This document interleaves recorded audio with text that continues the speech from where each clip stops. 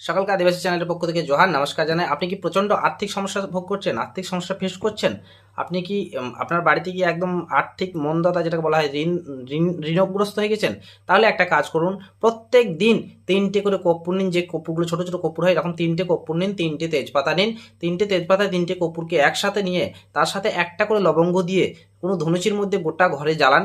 পরপর যদি কনস্ট্যান্ট ২১ দিন এই ক্রিয়াটা করতে পারেন এবং যে কাজের জন্য করছেন সেই কাজটা অতি অবশ্যই বলতে হবে যে আমি এই কাজের জন্য করছি, এটা যেন আমার সফল হয়।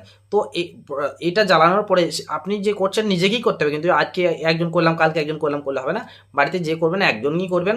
প্রত্যেকটা ঘরে আপনার যতগুলো ঘর বসত ঘর আছে সেই ঘরগুলোতে আপনি কিন্তু কর্পূর এবং তেজপাতা যে ধোঁয়া সেটা কিন্তু আপনি প্রত্যেকটা ঘরে দিন।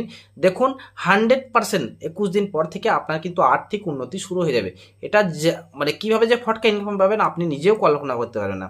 যাই হোক, এটা করলে পরে 100% এটা পরীক্ষিত, এটাই 100% রেজাল্টও পাওয়া যায়। সকলে ভালো থাকুন, সুস্থ থাকুন। দেখা হচ্ছে আবার নতুন কোনো টোটকা নিয়ে আপনাদের সামনে, আপনাদের কমেন্ট সেকশনের ভিত্তিতে।